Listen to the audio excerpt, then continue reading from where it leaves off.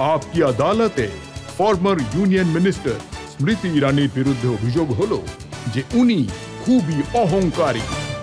এখন দেখুন, আপনিও একমত যে লোকেরা বলেন আপনি খুবই অ্যারোগেন্ট।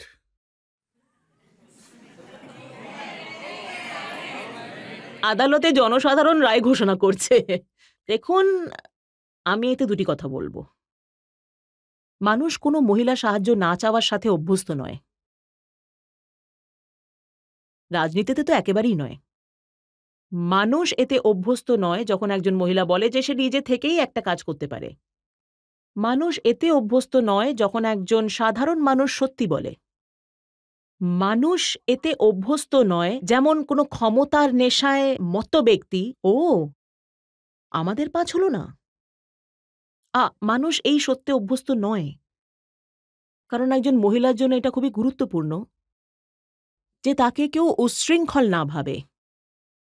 যদি আমাকে উচ্ছৃঙ্খল মনে করা হতো তাহলে আমার সমস্যা হতো। আমি মাথা উঁচু করে থাকি, কিন্তু নত হই না। এটা গর্বের বিষয় নয়, এটা আত্মসম্মানের বিষয়। এটা শুধু রাজনীতির ব্যাপার নয়। মুম্বাইতে যে ফিল্মি পার্টি শার্টি হয়, টিভি স্টারদের পার্টি হয়, সেখানেও স্মৃতি ইরানি যান না। এই জন্যও তো আমাকে আবার লোকে অহংকারী বলে। আর কি পার্টিতে গিয়ে কাজ পাওয়া যায় না?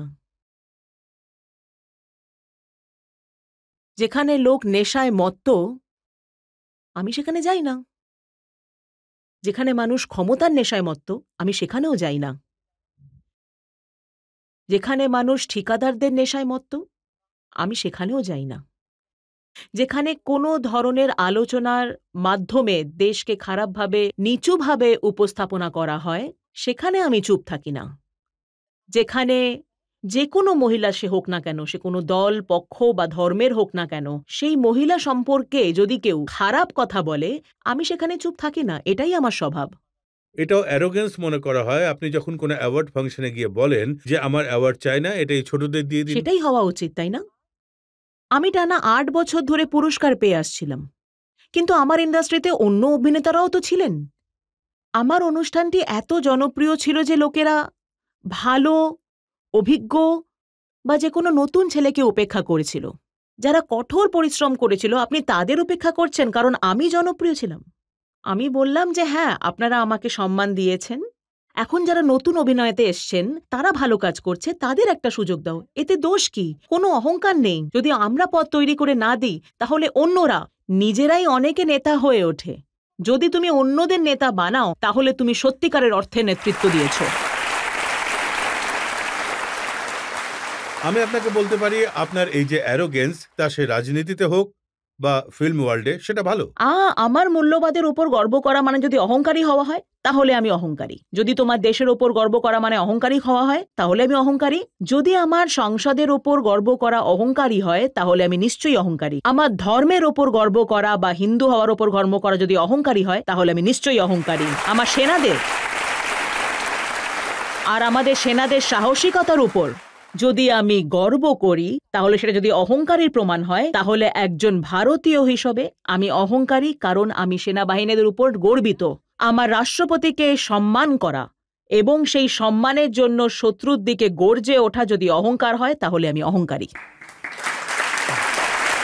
জনগণের মধ্যে থেকে দু একটা প্রশ্ন। হ্যাঁ ম্যাম, এটা কি সত্যি যে আপনি খেতে খুব পছন্দ করেন এবং যেখানেই যান না কেন আপনি আগে জেনে নেন সেখানে কোন খাবার ভালো পাওয়া যায়? একদম ঠিক। কিন্তু আমি ওই 5 স্টার হোটেলের খাবারের কথা বলছি না। রাস্তার বিক্রেতাদের কাছে কি বিক্রি হচ্ছে, কোন ছোট দোকানে কি পাওয়া যাচ্ছে সেটা অবশ্যই জানি। হ্যাঁ ম্যাম, স্ট্রিট তাই ফুড। হ্যাঁ, দেখুন, আপনাকে যদি 4-5টা সিটির নাম বলা হয়। আরে বাবা, দয়া করে এটা করবেন না। অমৃতসর, কেসর কা ধাবা, এরকম করবেন না। লখনৌ, শুক্লাজি চাট বাজার। আর ইন্দোর। রাজাজি, ইন্দোরে কোনো একটা জায়গা নয়। ইন্দোরের 56-এর জন্য কোথায় যাবেন? আচ্ছা, বিকানের? সারাফার জন্য। আমি সবেমাত্র বিকানের থেকে এসেছি। আসলে মেঘওয়ালজি সেখানে ছিলেন তো বিকানেরের যে সাংসদ তার ধর্মপত্নী। এই বাচ্চাদের আর কি জিজ্ঞেস করব, যারা একটু বড় তারা নিশ্চয়ই জানবেন এটা। একটা বেগুনি রঙের বড়ি হয়, মাছের মতো দেখতে, একটু টক মিষ্টি খেতে, ওটা ভীষণ ভালো খেতে। অর্জুন মেঘওয়ালজির স্ত্রী গত 20 বছর ধরে বিকানির থেকে আমার জন্য আনতেন। ম্যাম আপনি দিল্লির গোলগাপ্পা খান? এখন ইনি জিজ্ঞেস একদম। করছেন দিল্লি থেকে দুটো কে শহরে- এসেছেন? দিল্লি থেকে কে এসেছেন? তো গোলগাপ্পার কথা কে জিজ্ঞেস করলেন? আপনি দিল্লি থেকে এসেছেন? তো কালেভা জানেন? হ্যাঁ হ্যাঁ আপনি? জানি, গোল অবশ্যই। মার্কেটে, গোল বাজারের কালেভার সামনে যে সুইট হাউস আছে না, ওর পাশে যে গোলগাপ্পা বিক্রি করে তার কাছে যান। তার বাবা যখন টিক্কি বানাতেন তখন আমার বাবা মা সেখানে নিয়ে যেতেন। সামনে লেডি হার্ডিং হসপিটাল, আমি সেখানেই জন্মগ্রহণ করেছি। আর গাজরের হালুয়া যদি খেতে হয় তাহলে, যদি আপনি গাজরের হালুয়া খেতে চান তাহলে কালেভাতে ভালো পাওয়া যায়। আর গুরগাঁও থেকে কেউ কেউ এসেছেন?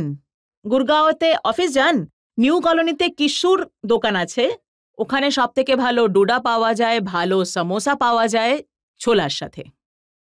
আর পাটনা কিছু লোক জিজ্ঞেস করছে। হনুমানজির মন্দিরের কাছে কেউ কি?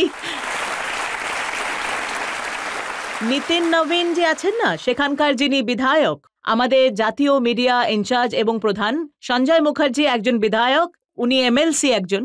তো এই নিতিন আর সঞ্জয় দুর্গাপুজোর সময় আমাকে পাটনার সবকটা পান্ডালে ঘুরিয়েছিলেন। আর প্রত্যেক প্যান্ডালের সামনে যে স্টল নিয়ে আমরা 3 ভাই বোন সেখানে দাঁড়িয়ে খেতাম। একজন এমএলএ হয়ে গেছে, একজন এমএলসি হয়ে গেছে, তো এখন এসব বলা আজকাল ভালো তো লাগে বিহারে না। একটা বড়সড় সমস্যা হচ্ছে যে ললনজি মটন খাইয়েছেন, সেটা নিয়ে উৎসব করছেন। দেখুন, শ্রাবণ বিশ্বাসের বিষয়, এবং ললনজি একজন অত্যন্ত অভিজ্ঞ নেতা। আমি বিশ্বাস করি যে কখনো কখনো এই বিষয়টি রাজনৈতিক হাতিয়ার বা অস্ত্র হয়ে ওঠে। তো আমি এটাই মনে করি যে যার যেরম স্বভাব, যার যেটা বিশ্বাস, সেই বিশ্বাসকে আমাদের সম্মান করা উচিত। শ্রাবণ মাসে যদি কেউ তাদের বিশ্বাসে আঘাত অনুভব করে থাকেন তাহলে সেটা তারা ব্যক্ত করতেই যদি পারে। এটা শ্রাবণ মাস না হতো, আমি আপনাকে লখনৌয়ের কথা জিজ্ঞেস করতাম, আপনি বলতেন টুন্ডে কি কাবাব। আমার পদবী ইরানি, এবং পার্সি তো স্বভাবগতভাবেই নন ভেজিটেরিয়ান হয়। আর আপনি যদি একজন পুত্রবধূর ভূমিকায় দেখেন তাহলে আপনি কিভাবে বিশ্বাস করতে পারবেন যে আমার নিজের শ্বশুরবাড়ির লোকেদের অসম্মান করি? দেখুন, বাঙালি, যেমন আমার মা বাঙালি, তো তিনি মাছের ঝোল আর ভাতই খান। এবং বাংলায় রাজাজি খুব একটা ভালো কালচারাল অ্যাফিনিটি বা বিহেভিয়ার বলতে পারেন। তাই যখন কর্মীরা আমাকে প্রথমবার যখন সেখানে দেখলেন, তখন সেখানকার টেস্ট কিভাবে হয় জানেন? যে আপনি আসলে ঠিক কতটা ভালো বাঙালি। আমাদের ওখানে একটা মাছ হয় যার নাম ইলিশ। সেই মাছে অনেক কাঁটা হয়, বেচে খাও কি না বেচতে পারো না। মানে ওটা আপনি খেতে পারেন কি পারেন না। আর একটা হলো টমেটো চাটনি, ভাতের সঙ্গে আগে খেতে হয় নাকি পরে, সেগুলো দেখে আপনি বুঝতে পারবেন যে আপনি বাংলার কোন দিক থেকে এসেছেন। তাই ভাষার সাথে সাথে খাবারও আমাদের দেশের সাংস্কৃতিক পরিচয়। আপনার বেশ ভালো মতো নলেজ আছে খাবার দাবার নিয়ে। হ্যাঁ, আরো একটা প্রশ্ন আমার নিতে ওজন পারি? এমনি এমনি বেড়েছে নাকি? মালাইও? না, উনি বেনারসে জিজ্ঞেস করছেন খেয়েছেন? যে বেনারসে কি। বেনারসে কখনো মালাইও খেয়েছেন? আর লখনৌ থেকে যারা এসেছিলেন কোথায়? আপনি কখনো রামা স্ট্রিট পান খেয়েছেন? হ্যাঁ, রামা স্ট্রিট যে পান জানেন তো, অটলজি প্রত্যেক রবিবার সেই পান নিজের বাড়িতে আনাতেন। তো অটলজির বাড়িতেই রামা স্ট্রিট পান আমি প্রথমবার খেয়ে থাকি।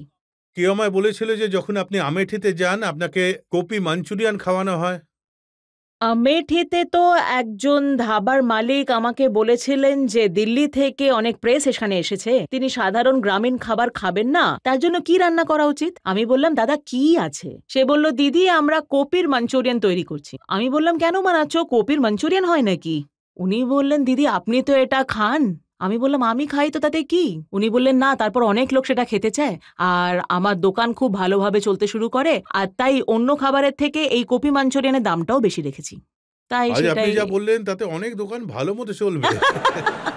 হ্যাঁ, আরেকটা প্রশ্ন।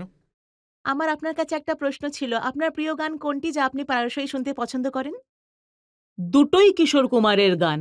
আমাকে এটা বলতেই হবে যে আপনি একজন অভিনেতাকে কাঠগড়ায় দাঁড় করিয়েছেন তো, কিন্তু যে তার শুধু কণ্ঠ দিয়ে সবচেয়ে খারাপ অভিনেতাকেও প্রাণবন্ত করে তুলতে পারেন, সে হলো অরিজিৎ সিং, তাই না?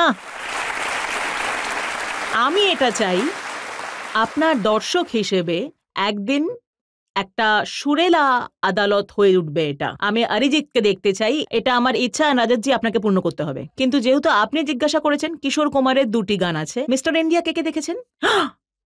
তাতে একটা গান আছে, জিন্দেগি কি यही रीत है हार के बाद ही জিত হ্যায়। আর দ্বিতীয়ত ঋষিজিকে আমরা অন্যভাবে উল্লেখ করেছিলাম অনুষ্ঠানের শুরুতে। তো ঋষিজির ওপর চিত্রায়িত কিশোর কুমারের একটা গান আছে, जीवन के दिन छोटे सही हम भी बड़े दिल वाले, कल की हमें फुर्सत कहा सोचे जो हम मत वाले।